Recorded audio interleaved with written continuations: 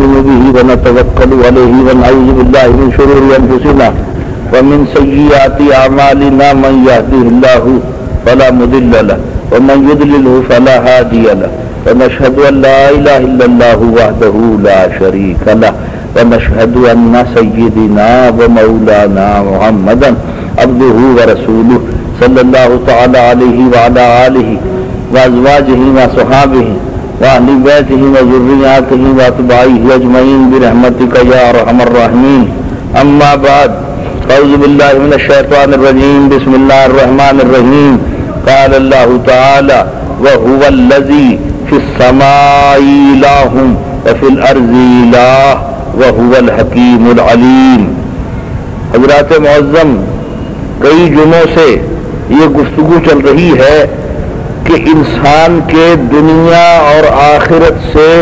رشتوں اور رابطوں کی نوعیت و کیفیت اسلام نے کیا پیش کی ہے. آج جو میں نے آیت پڑھی اس کا موضوع ہے حق تعالی کی کبریائی اور حق تعالی کی سلطانی اور حکمرانی، حق تعالی کا اقتدار مطلق. جس بھی عہد میں اور جس بھی سرزمین میں انسان رہے ہیں، یہ حکومت اور اختیار اور اقتدار، سلطنت اور بادشاہی کا مسئلہ اپنے اپنے رنگ میں ایک بلند ترین زمینی زندگی کا مسئلہ رہا ہے. اس عہد میں سلطنت اور حکمرانی کا لفظ اس حد تک بنیادی اہمیت لوگوں کی نظر میں اختیار کر گیا کہ اس ایک لفظ کے سوا وہ لوگ بھی جنہیں کبھی سلطانی کا ذائقہ چکھنا ہی نہیں ہے، حکمرانی میں سے حصہ ملنے کا امکان جن کی زندگیوں میں موجود ہی نہیں ہے، وہ بھی سلطانی اور حکمرانی اور بادشاہی اور اقتدار کے لفظ کو انسانی زندگی کا بالکل مرکزی اور بنیادی مسئلہ سمجھیں. سیاسی مسئلے کے ساتھ اور حکومتی مسئلے کے ساتھ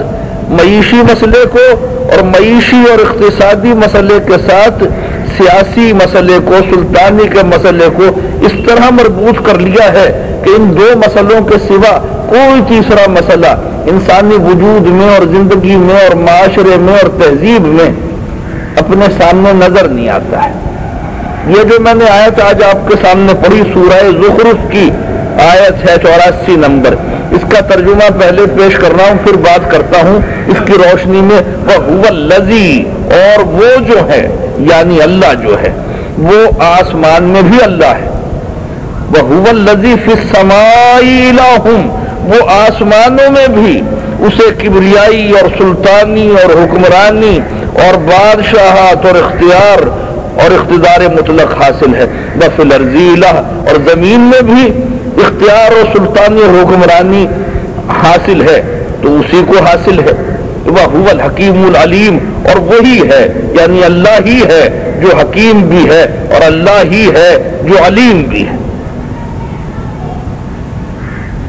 اس آیت کی روشنی میں ایک بالکل ابتدائی بات سب سے پہلے عرض کر دوں کہ اس آیت کو دیکھیں یا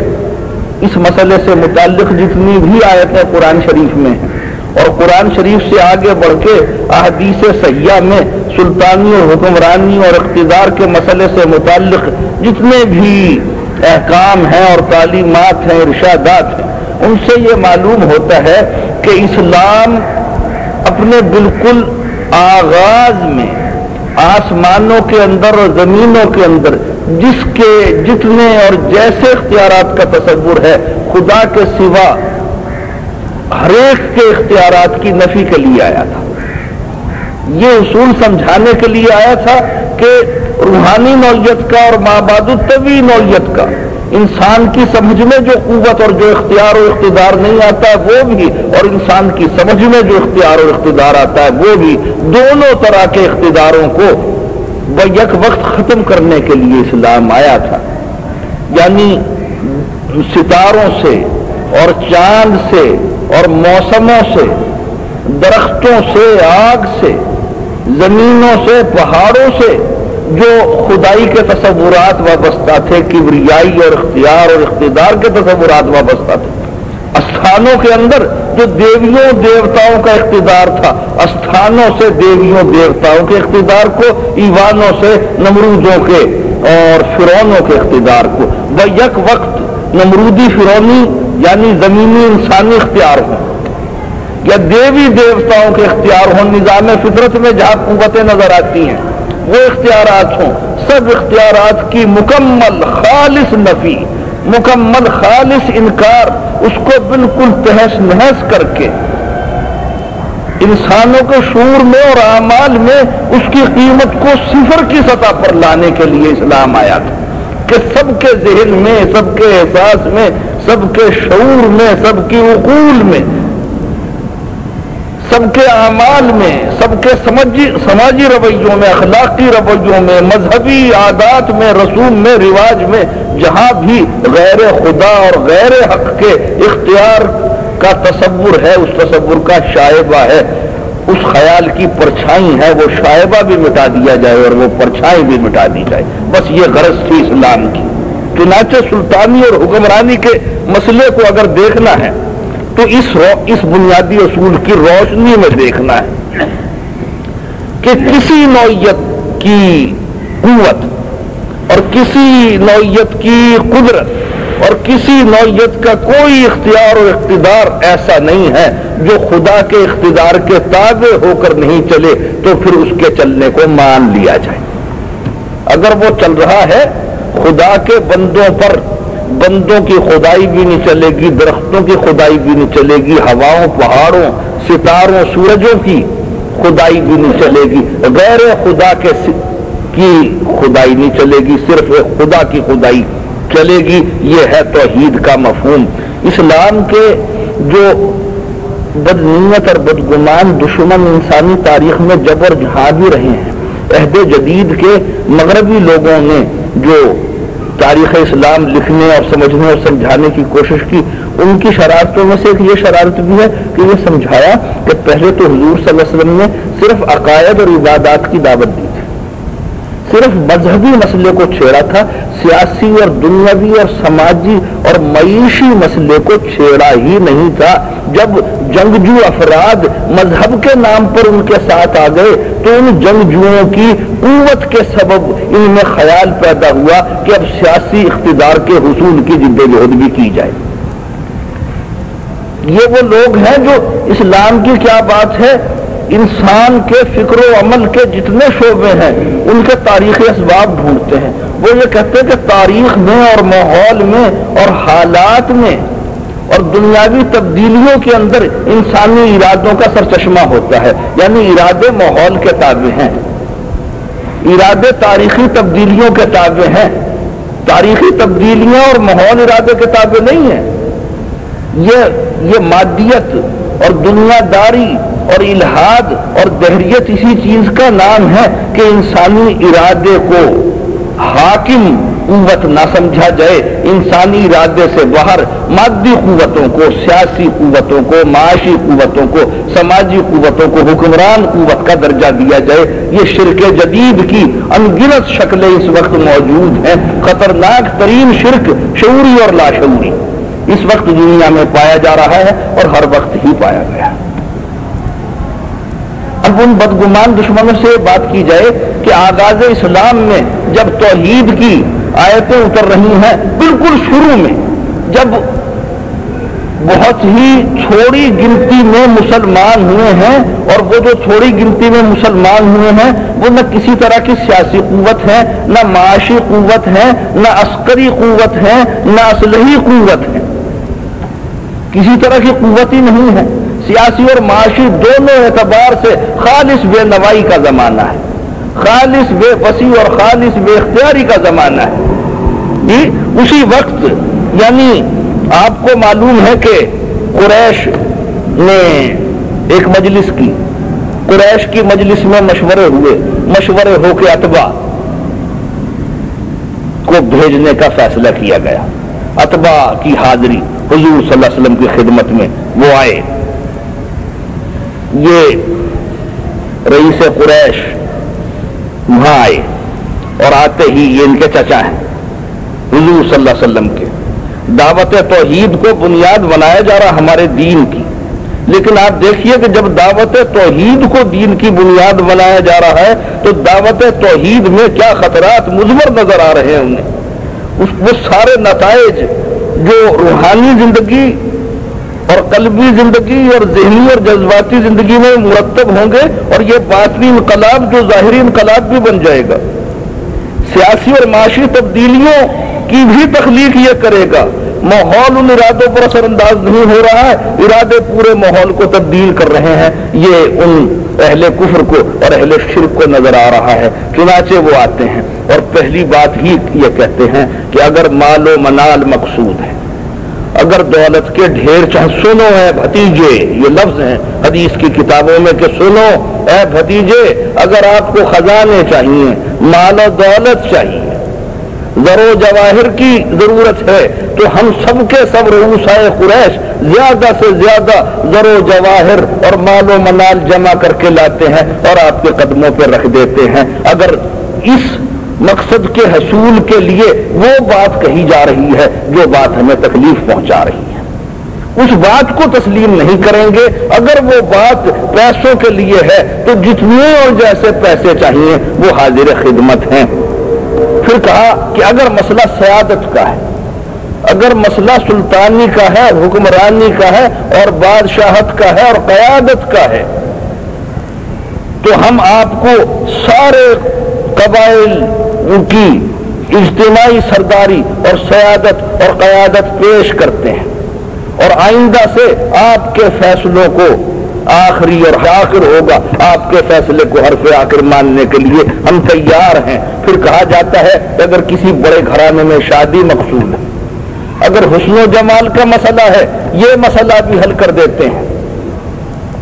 تینوں کی تینوں جو دنیاوی خواہشیں ہیں، جو جسمی اور مادی مسائل ہیں، کرۂ ارض پر انسان کے تینوں کو پوری قوت شدت سے پیش کیا گیا۔ حضور صلی اللہ علیہ وسلم کا ارشاد مبارک سمجھیے، سنیے وہ کہ انداز کیا ہے اور طرز کلام اہل کفر کا کیا ہے، اور طرز کلام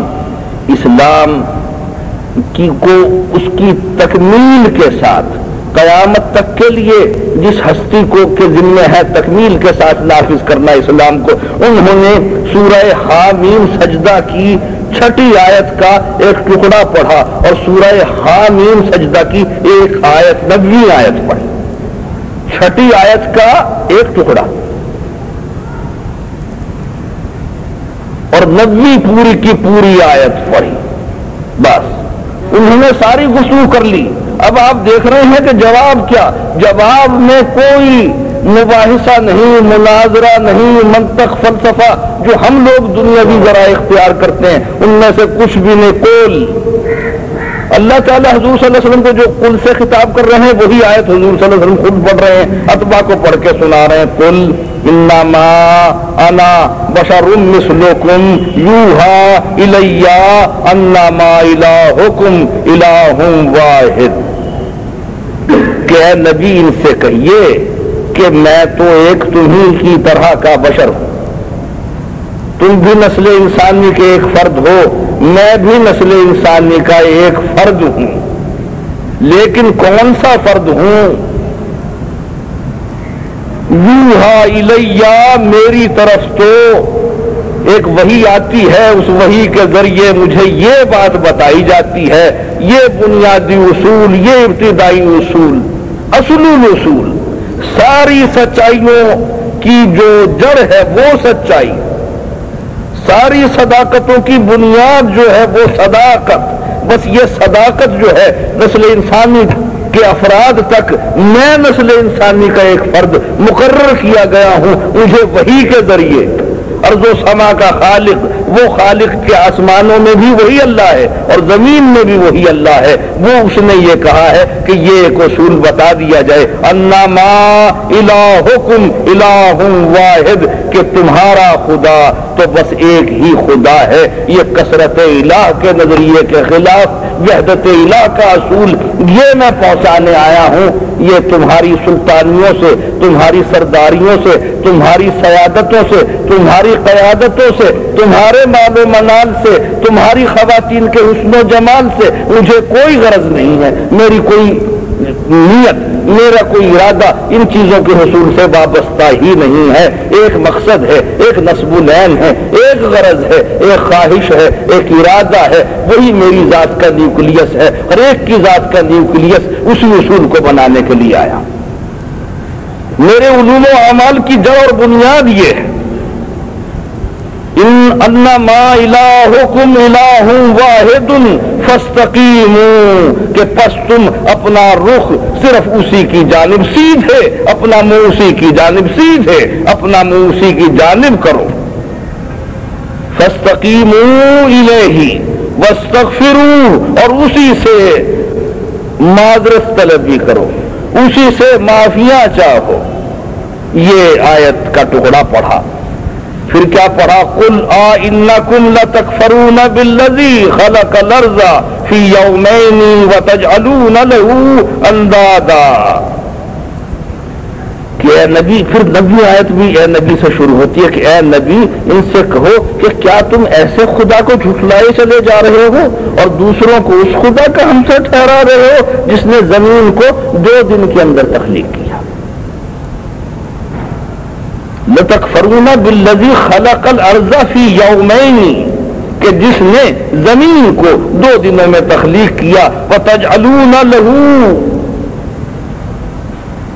اندادا، اسی کا تم دوسروں کو ساتھی اور شریک اور ہم سے ٹھہرا رہے ہو۔ ذالک رب العالمین، کہ وہی تو ہے زمین کو 2 دنوں میں بنایا، اور وہی تو ہے جو ساری دنیاؤں کا رب ہے۔ الوہیت اس کی ہے، ربوبیت اس کی ہے، حکمرانی اس کی ہے، اور جس کی حکمرانی ہے، جس کی خالقیت ہے، جس کی مالکیت ہے، آگے عطائے وجود جس کی طرف سے ہے، بقائے وجود بھی اسی کی طرف سے ہے، پرورش بھی اسی کی طرف سے ہے، ظاہری باطنی ضرورتوں کی تکمیل بھی وہیں سے ہو رہی ہے۔ یہ بس 2 آیتیں پڑھی، ساری باتوں کے جواب میں، کہ سرداری کا مسئلہ، تنول کا مسئلہ، حسن و جمال کا مسئلہ نہیں ہے، خدا سے بچھڑی ہوئی مخلوق کو خدا سے ملانے کا مسئلہ ہے۔ بس اتنا مسئلہ ہے کہ خدا سے بچھڑی ہوئی مخلوق خدا سے ملے، خدا کی وحدانیت، خالص سچی کامل پوری توحید کا مسئلہ ہے، اس توحید میں یکسوئی کا مسئلہ ہے، یکسوئی میں استقامت کا مسئلہ ہے، خالقیت کا مسئلہ ہے، ربوبیت کا مسئلہ ہے۔ کتابوں میں آتا ہے،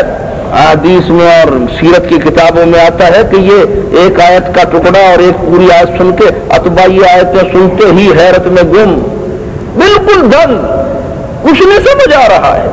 ان لوگوں کی، یعنی صورت شعور کا اس جگہ ایک اندازہ کیجئے آپ کہ کافر ہے، مشرک ہے، جس بھی حال میں بالکل سیاسی مذاکرات کرنے آئے ہیں۔ ایک جو معاشرے میں اور قبائل کے اندر ایک ایمرجنسی اور ارجنسی جو کریٹ ہو چکی ہے، وہ دنگ رہ گئے، بالکل خاموش چلے گئے، کوئی کٹ حجتی، کوئی تلخ کلامی، کوئی فضول بحث، پوری سنجیدگی سے اخلاص سے آئے تھے۔ جا کر قریش انتظار کر رہے تھے کہ ہمارا نمائندہ گیا ہے، اب واپس آئے گا، کیا جواب لائے گا۔ جا کے کہا کہ جی انہوں نے تو کوئی کلام سنایا ہے، اور اس کلام کو سن کے بخدا کہتا ہوں، بخدا یعنی انہوں نے جو اپنی قسم کھائی ہوگی، میری آپ کی قسم تو نہیں، بڑی سنجیدگی سے یہ کہا کہ یہ مجھے معلوم ہے کہ شعری کلام کسے کہتے ہیں، یہ شعری کلام نہیں، یہ شاعرانہ کلام نہیں ہے، اور مجھے یہ بھی معلوم ہے کہ جادو کے لفظ کیا ہوتے ہیں، یہ جادوئی لفظ بھی نہیں ہے، اس بات کی بھی میں تصدیق کر رہا ہوں۔ اور میں نے کاہنوں کا کلام بھی سنا ہے، منتر پڑھنے والوں کا کلام بھی سنا ہے، یہ منتر پڑھنے والوں کے کلام کی طرح کا بھی کلام نہیں ہے، یہ کلام کچھ اور نوعیت کی چیز ہے، اور یہ اثر ڈال کے رہے گا اور اس کے نتائج ظاہر ہو کر رہے گے۔ اتباع نے کہا کہ یہ اس کلام کے نتائج ظاہر ہو گئے، اب ہم قریش کو یہ چاہیے کہ ہم بالکل خاموش ہو جائیں، ہم مکمل غیر جانبداری اور خاموشی اختیار کر کے نتائج کیا ہوتے ہیں کیا نہیں ہوتے دیکھیں۔ اگر یہ غالب آ گئے تو ان کی سلطانی اور ان کی بادشاہت تمہاری سلطانی اور بادشاہت ہوگی۔ انہوں نے تو سلطانی بادشاہت لینے سے انکار کر دیا حضور صلی اللہ علیہ وسلم۔ اگر سلطانی لینے دینے کا مسئلہ ہو تو وہ تو امن سے مل رہی تھی، کسی جدوجہد کی آغاز وحی میں مل رہی تھی۔ اور اگر یہ معلوم ہوتا کہ سلطانی مل کر اخلاق کو اور اعمال کو بدل لیں گے، عقائد کو بدل لیں گے، عبادات کو بدل لیں گے، اگر سلطانی حکمرانی کی قوت سے یہ سب کچھ بدل لیا جاتا ہے تو یہ تو پورے امن سے اتباع نے آفر کر دی تھی۔ یعنی حکومت سے تبدیلیاں آتی ہیں، یہ واقعہ ہم سب غور کریں جو حکومت کو زندگی میں مرکزی حیثیت دیتے، انہیں تینوں چیزیں بیک وقت بھی پیش کی جا رہی، چند ہی دنوں کے بعد دوسرا وفد آیا، اب پورا وفد آیا، اتباع نے تو جا کے کہہ دیا کہ یہ کلام بے اثر نہیں ہوگا اور ہم خاموش رہیں، ان کی عزت تمہاری عزت، ان کی بادشاہی تمہاری بادشاہی۔ جواب کیا دیا پوری قوم قریش نے کہ ہم ایک اور وفد بھیج رہے ہیں۔ تھوڑے ہی دنوں کے بعد تو آ کے وہ وفد والے یہ بولے کہ اے محمد، کسی اور عرب شخص نے اپنی قوم کو اس طرح پھنسایا نہیں جس طرح تو نے خود اپنی قوم کو پھنسا لیا۔ قومی جبلت جگائی، نیشنل انسٹنکٹ بیدار کی، ساری صورتحال کو جو جس زمانے میں ہم رہ رہے ہیں نا، اس میں یعنی برطانیوں کی برطانویت کی حص اور امریکیوں کی امریکیت کی حص اور عراقیوں کی عراقیت کی حص اور ایرانیوں کی ایرانیت کی حص جاگتی ہے اور جگائی جاتی ہے اور جگانے پر جاگ بھی جاتی ہے۔ وہ یہ حص جگا رہے ہیں اور یہ حص جاگ نہیں رہی ہے۔ وطن سے محبت ہے، وطن کی سرزمین سے محبت ہے، اہل قوم سے بھی محبت ہے۔ یہ نہیں ہے کہ قومی محبت ہے نہیں، قومی محبت بھی ہے، وطنی محبت بھی ہے۔ اسی قومی وطنی محبت ہے تو کہہ رہے ہیں کہ اے محمد، آج سے پہلے کسی عرب قوم کے شخص نے اپنی عرب قوم کو اس طرح کے چکر میں ڈالا تو ہے نہیں جس طرح کی مصیبت اور الجھن میں آپ نے ڈال دیا ہے۔ آپ یہ ایک بات یہ کہی آغاز میں کہ آپ ہمارے باپ دادا کو برا کہتے ہیں۔ آج اینسیسٹرل ہسٹری ایک لفظ ہے، ساری کتابوں میں لکھا ہوا دیکھو، آباء و اجداد کی تاریخ، ثقافتی ورثہ، تاریخی ورثہ، اتنے معظم لفظ ہیں۔ یہی معظم لفظ تو انہوں نے بولے کہ ثقافتی ورثہ اور تاریخی ورثہ، کہا کہ آپ ہمارے صدیوں سے قائم مذہب کے اندر کیڑے نکال رہے ہیں، عیب جوئی کر رہے ہیں۔ ہمارا گویا ہمارے آباء و اجداد کا جو فکری ورثہ ہے، جو میراث ہے، ہماری ثقافتی جو تاریخ ہے، ساری کو آپ ہمارے دیوی دیوتاؤں پر تنقید کر رہے ہیں، انہیں جھوٹا کر رہے ہیں، ہمارے معبودوں کو، ہمارے مابعد طبی اصول اڑا رہے ہیں آپ، اور آپ ہمیں نادان اور بے عقل اور جاہل اور بے شعور قرار دیتے ہیں۔ انا کا مسئلہ، تاریخ کا مسئلہ، ثقافت کا مسئلہ، نسلی غرور کا مسئلہ، سارے مسئلے آ گئے۔ یہ مسائل پیش کر کے کہا کہ اگر آپ دولت کے ڈھیر چاہتے، انہوں نے بھی وہی بات کی، اگر دولت کے ڈھیر مطلوب ہیں تو پیش ہیں، اگر سیادت اور حکمرانی اور قیادت تو سارا عرب آپ کے زیر نگی لے آیا جاتا ہے۔ اور انہوں نے تو حسن جمال کی بات کی تھی، انہوں نے کہا کہ ہمارا خیال ہے کہ شاید جن کا سایہ ہو، اگر یہ کوئی نفسیاتی مرض کا مسئلہ ہے تو اس کے علاج کی ہم صورتحال پہ کوئی دریافت کرتے ہیں۔ اگر یہ کوئی نفسی امراض کا کوئی پیچیدہ کیس ہے تو پھر اس میں ہمیں صاف کہا جائے۔ یہ اہل کفر کی زبان ہے، مجھے نہیں معلوم، لوگ کہتے ہیں دنیا بہت آگے بڑھ گئی، علوم بہت آگے بڑھ گئے۔ میں تو جب قرآن شریف اور حدیث شریف پڑھتا ہوں، کوئی جدید سے جدید پڑھی ہوئی بات میرے علم میں نہیں آتی ہے جو قرآن حدیث میں 1400 سال پہلے انہی لفظوں میں موجود نہیں۔ کسی بھی دنیا کی کتاب میں کوئی بھی ایک بات میرے پڑھنے میں نہیں آئی جو 1400 برس پہلے نہیں تھی اور اب ہے۔ حضور صلی اللہ علیہ وسلم نے یہ سب کچھ سنا۔ اب اس میں ایک تو یہ اگر قومی حکومت کی تشکیل کا مسئلہ تھا، اگر بکھری ہوئی قوم کو اور قوم کے افراد کو متحد کرنے کا مسئلہ تھا، اگر قوم کے سیاسی اور معاشی مفادات کا مسئلہ تھا، اگر قومی سالمیت کا مسئلہ تھا، نیشنل کنسولیڈیشن کا مسئلہ تھا، نیشنل سولیڈیرٹی کا مسئلہ تھا، خود اپنے ایمان سے بتائیں یہ سارے مسئلے تو یہاں بیان ہوئے ہیں۔ یہ وفد قریش اور کیا زبان، اگر حجاز کی وطنی حکومت بنانی تھی، اگر قریش کی قومی حکومت کی تشکیل کا مسئلہ تھا، یہ تو ہو رہا تھا، یہ سب کچھ آفر ہو رہی تھی، کوئی تصادم، کوئی شیب ابی طالب، کوئی صلح حدیبیہ، کوئی غزوہ احزاب، کوئی فتح مکہ کے مسائل پیش ہی نہیں آنے تھے. یہ سب کچھ تو ہونے جا رہا تھا اور ہو گیا تھا. حضور صلی اللہ علیہ وسلم نے جو بات کہی وہ یہ کہا کہ یہ بھی نہیں کہا کہ یہ میں چاہتا ہوں کہ یہ کہا کہ میرا مقصود تو آپ کو یہ بتانا ہے، میرا مقصود تو آپ حضرات کو یہ بتانا ہے کہ خدا نے مجھے رسالت سے نوازا ہے اور مجھے ایک کتاب عطا کی ہے، یعنی پروفٹ ہوڈ، نبوت اور کتاب، یعنی رسالت اور کتاب کو مرکز زیست مان کر فرد کی انفرادیت اور معاشرے کی معاشریت کی تخلیق کا اصول بدلنا ہے. صرف معاشرے کی تخلیق نہیں ہے، صرف مادی مسائل کو حل کرنا اور سیاسی اور سماجی اور معاشی مسائل کو حل کرنا، کہ مجھے اللہ نے رسول بنایا ہے اور مجھے ایک کتاب دی ہے، اور میں جس نے مجھے کتاب دی ہے اس کا میں تمہیں پیام رب سنانے آیا ہوں. میرا کام، میری بعثت کی غرض، میری جد و جہد کا مقصود، میری باطنی اور ظاہری کوششوں کا ہدف اور نصب العین واحد یہ ہے، پیام رب لوگوں تک پہنچا دینا. وہ کیا ہے؟ خلاصہ پوچھتے ہیں نا اسلام کیا ہے، وہ تمہارا ہے تم اس کے ہو، اس بات کو سمجھو. سادہ سی تو بات نہیں ہے. جو نظر آتے ہیں نہیں اپنے، اور جو ہے اپنا نظر نہیں آتا، بس اتنی بات سمجھنی، اتنی بات سمجھ لو تو مجھے سردار قیادت چاہیے نہیں جی. اس کے بعد آپ بات کو دیکھیں کہ اگر تم اس بات کو مان لو گے تو دین میں اور دنیا میں، پھر حضور صلی اللہ علیہ وسلم نے دو لفظ خود حضور صلی اللہ علیہ وسلم نے بولے، دین اور دنیا کے لفظ بولے، آخرت اور دنیا کے لفظ نہیں، کہ دین اور دنیا میں تمہارا بھلا ہوگا. دونوں طرح کے روحانی فوائد اور مادی فوائد، آسمانی فوائد اور زمینی فوائد جی، دنیا اور آخرت کی بھلائیوں کا وعدہ ہے، لیکن نسب العین صرف اخروی ہے. پھر حضور صلی اللہ علیہ وسلم نے فرمایا کہ اگر تم نے یہ بات نہیں مانی تو میں صبر کروں گا یہاں تک کہ میرے اور تمہارے درمیان خدا کا فیصلہ آ جائے. یہ بات ہے وَهُوَ الَّذِي فِي السَّمَاءِ إِلَٰهٌ وَفِي الْأَرْضِ إِلَٰهٌ. یعنی یہ تو کہہ دیا حضور صلی اللہ علیہ وسلم نے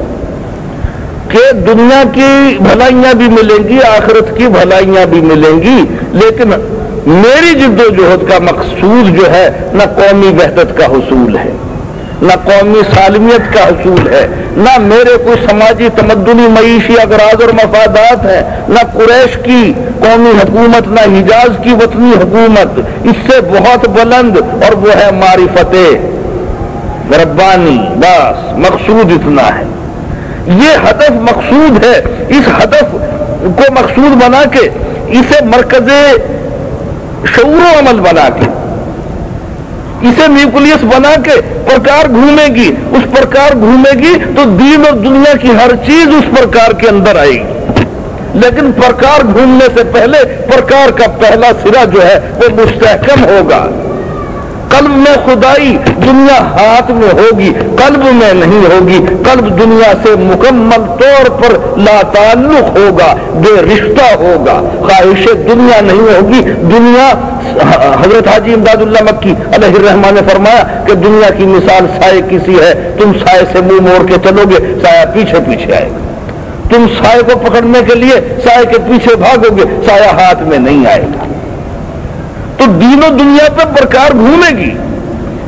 دین کی دنیا کی سلطنت ملے گی، معاشرہ صحیح ہوگا، سیاسی سماجی معاشی سب اغراض، لیکن مرکز سے پیوستگی.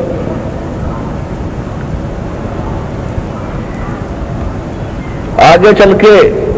آپ نے دیکھا ہے کہ مدینہ منورہ میں ہجرت سے پہلے بیعت عقبہ کے وقت مکے والوں کا ڈر ہے.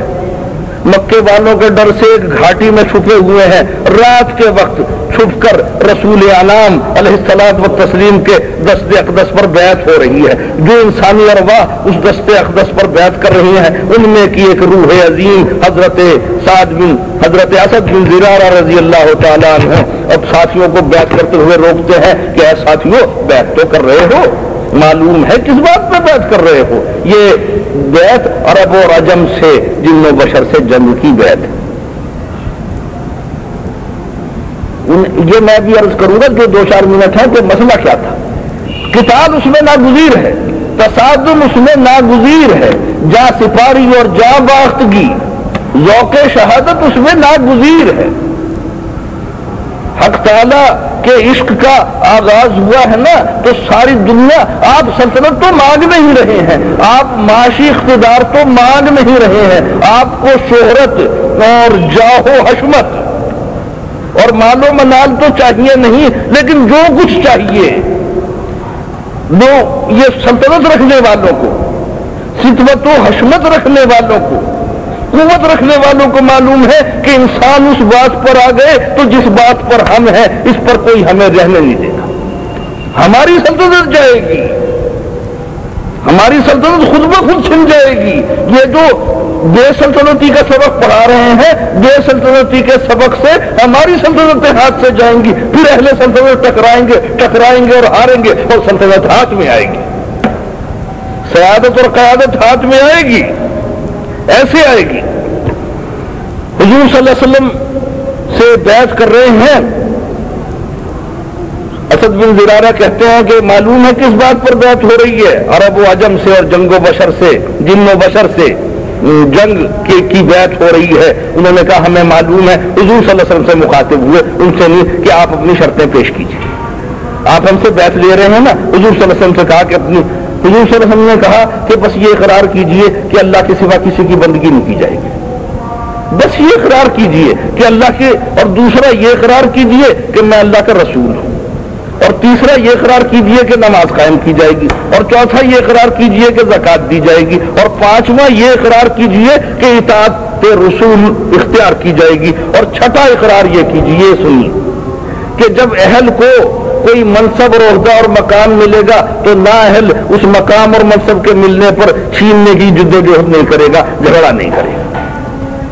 اور ساتواں یہ عہد کیجئے کہ تم میری حفاظت بھی اسی طرح کرو گے جس طرح اپنے اہل و عیال کی حفاظت کرتے ہو۔ یہ 7 جب معاہدے کر لیے تو انصار نے پوچھا کہ ہم نے تو یہ 7 شرطیں مان لی، اور بھی کوئی شرطیں ہیں؟ حضور صلی اللہ علیہ وسلم نے کہا کوئی نہیں شرطیں۔ انصار کے لفظ سنیے جو بیعت کر رہے ہیں، انہوں نے کہا کہ اس کے بدلے ہمیں کیا ملے گا؟ سیدھے معاملات ہیں، تکلفات نہیں ہے، یہ نمائش نہیں ہے کہ شیخ کے سامنے خاموش ہے۔ خاموش کیوں ہے بھائی؟ قلب میں جو کچھ ہے شیخ قلب کے اندر اپنا کشف ہی لگائے گا، آپ بھی تو بولیے۔ شیخ کیوں کشف لگائے گا؟ وہ کوئی جاسوسی کا محکمہ کھولے ہوئے ہے، اسے کچھ نظر آ رہا ہے یا نظر نہیں آ رہا، یہ غلط بحث ہے۔ آپ تو معاہدہ کر رہے ہیں، معاہدہ والوں کی طرح اس کی شرطیں سنیے، اپنی شرطیں سنائیے۔ انہوں نے کہا ہمیں کیا ملے گا؟ حضور صلی اللہ علیہ وسلم نے فرمایا کہ جنت ملے گی اور دنیا کی فتح و نصرت ملے گی۔ نصب العین میں یہ بات شامل نہیں ہے، یہ انعام کے طور پر ضمنی اور ثانوی آخرت کے کاموں کے صدقے میں، جیسا کہ میں کئی جمعے بار بار عرض کر چکا ہوں۔ یہ دیکھیے نا، پھر صلح حدیبیہ کا وقت آتا ہے، اور صلح حدیبیہ کے وقت بھی کون سوچ سکتا تھا کہ یہ بے بسی کے یعنی اپنے زیارت کعبہ بھی نہیں حاصل ہو رہی ہے، جی آزادی طواف بھی حاصل نہیں ہو رہی ہے، ایسی بے بسی میں لوٹ رہے ہیں، اور لوٹتے وقت یہ یعنی سنائی جا رہی ہیں خوشخبریاں، اور وہ خوشخبریاں سنائی جا رہی ہیں۔ بھائی سلطنت حکومت کا مفہوم تو سمجھیے کہ اسلام میں اس کی نوعیت اور اس کی حیثیت کیا ہے۔ وَأَصَابَهُمْ فَتْحًا قَرِيبًا، اور اللہ نے تمہیں انعام کے اندر قریبی فتح بخشی۔ صلح حدیبیہ کے تھوڑے دنوں کے بعد فتح خیبر حاصل ہوئی، فتح خیبر کا کوئی خواب نہیں دیکھ سکتا تھا۔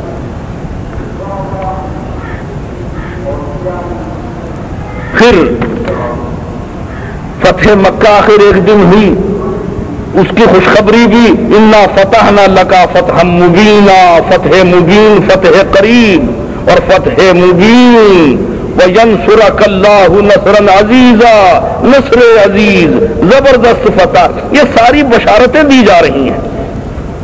فتح قریب کے لفظ اور فتح مبین کے لفظ اور نصر عزیز کے لفظ،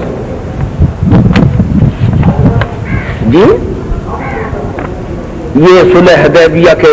وقت خوشخبریاں آ رہی ہیں. اس سے پہلے میں نے آپ کو وفد قریش نے اور عتبہ نے جو مذاکرہ کیا تھا اس کا جواب انہی دنوں آخری بار جب قریش ملے ہیں آغاز میں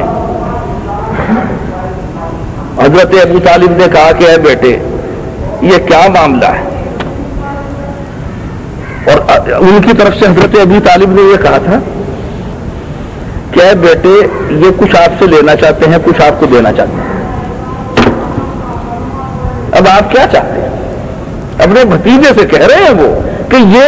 سرداران قریش رؤسائے قریش آئے ہیں, یہ کچھ چیزیں مانگ رہے ہیں, کچھ چیزیں یہ دینے کا, اور وہ چیزیں جو دینے کا وعدہ ہے وہ آ چکا. حضور صلی اللہ علیہ وسلم نے کہا کہ اے چچا جان محترم, اے امے بزرگوار, میں تو صرف ایک بات چاہتا ہوں کہ اس ایک بات کو وہ مان لیں. میں وعدہ کرتا ہوں کہ اس بات کو مان لیں, عرب اور عجم کی بادشاہت ان کے قدموں کے نیچے ہوگی. یہ کہہ رہے ہیں حضور صلی اللہ علیہ وسلم کہ عرب اور عجم کی بادشاہت ان کے قدموں کے نیچے ہوگی, عجم ان کے زیر نگی ہوگا, عرب کی بادشاہت, مطلب یہ, اور وہ کیا خدا کے ہو جائیں, خدائی ان کی ہو جائے گی. جو خدا کا ہو گیا تو خدائی تو خدا ہی کی ہے, جو خدا کا ہو جائے گا خدا اسے خدائی دے دے گا. حج کا موسم جب بھی آتا تھا نا, حضور صلی اللہ علیہ وسلم جب بھی آتا تھا مکے میں ابتدائی تبلیغ کے اندر, تو یہی کہتے تھے کہ اے لوگو تم خدا کے سوا کسی کو خدا نہیں مانو, تم فلاح پاؤ گے.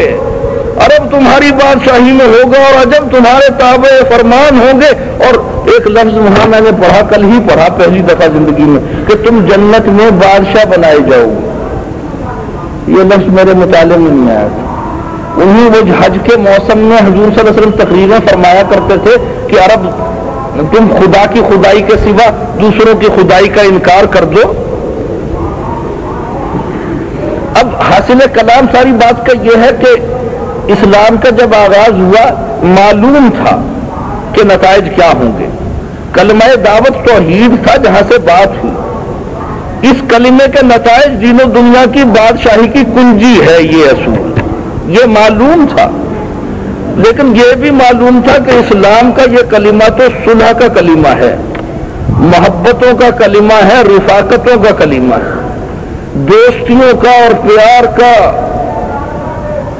یاریوں کا, غمگساریوں کا کلمہ ہے. یہ معلوم تھا, لیکن یہ بھی معلوم تھا کہ یاریوں غمگساریوں کا ذوق جو نسل انسانی نہیں رکھتی ہے, جسے اپنے اقتدار کے مستحکم کرنے کے لیے نفرتوں کی کاشتکاری ہی عزیز ہے, وہ دنیا اس پیار کے کلمے سے ٹکرا کے رہے گی. وہ پیار کو نہیں مانگتی ہے, پیار کو مٹانے کے لیے جنگ کرے گی, اور جب پیار کو مٹانے کے لیے جنگ کی جائے گی تو پیار کا رواج دینے والوں کو جنگ کا جواب جنگ سے دینا پڑے گا. یہ بالکل واضح تھی بات, بالکل آغاز میں معلوم تھا. یہ تاریخ سے نہیں حالات پیدا ہوئے ہیں, آنے والی تاریخ کو حضور صلی اللہ علیہ وسلم پورا منظر اس کا دیکھ رہے ہیں. پیشین گوئیاں قیامت تک کی ہے, حضور صلی اللہ علیہ وسلم کی حدیث ہے. ان 23 سالوں کی کیا بات ہے جی. اور یہ معلوم تھا کہ تصادم جو ہے وہ جب ناگزیر ہے تو تصادم ہوگا, اور انشاءاللہ اللہ کا دین ہر معنی میں مکمل ہو کے رہے گا, پورا ہو کے رہے گا, غالب ہو کے رہے گا. هو الذی ارسل رسولہ بالہدی